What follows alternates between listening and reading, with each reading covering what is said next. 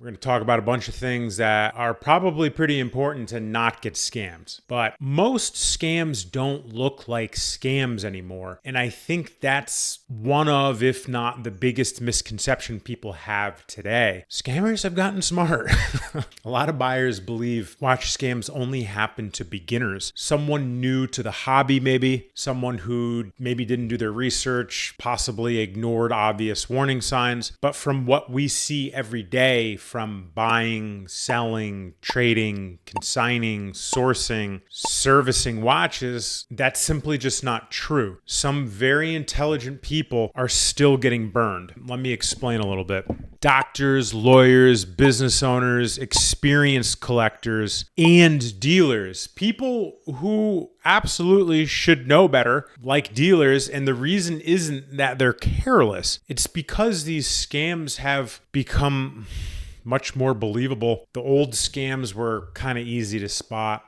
Bad photos, blurry videos, bad stories, terrible communication. Today, that's not what we're seeing. Today, we're seeing fake social media accounts or clone social media accounts of legitimate dealers. Scammers are going to steal photos, copy branding, repost inventory, create pages that look almost identical to real businesses, even get fake blue check marks for Meta. And by the time buyers realize something's wrong, often the money's already gone. Honestly, we almost encouraged a version of this ourselves not long ago. Fortunately, we had the systems and verification processes in place that helped us identify what was happening before it became a problem. Right before the Rolex GMT Pepsi was discontinued, it was like April of this year, maybe March, maybe April or May, to be honest. We got an order for a Pepsi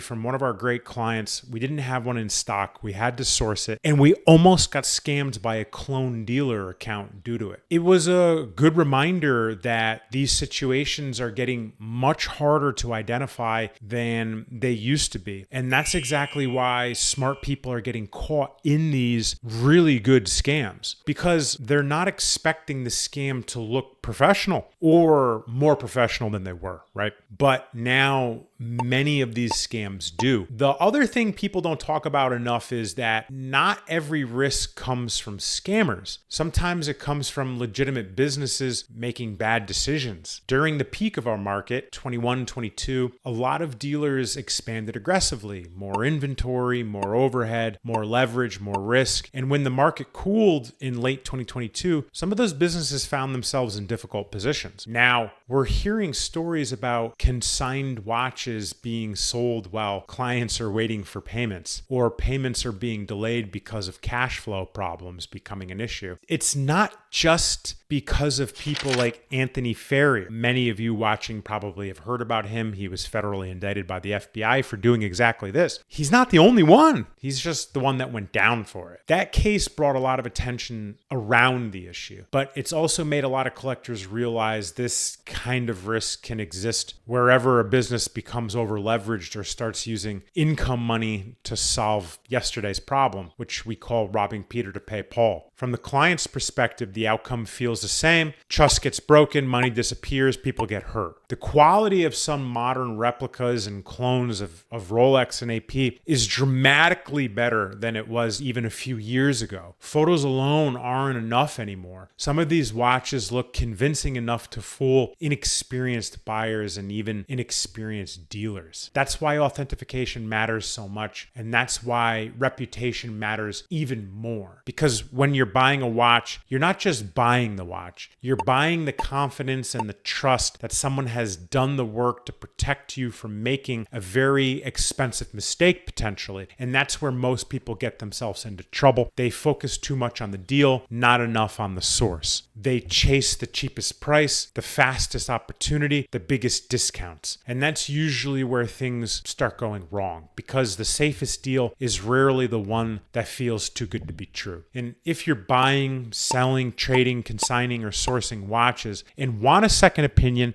before making a major decision, we're always happy to help. Our information is in the show notes below. Also, let me know what you think about this topic. Have you been scammed? Have you seen a scam? Have you come close to being scammed? What's the craziest scam story you've seen recently? Guys, my name is Chris, and I'll catch you next time. Peace.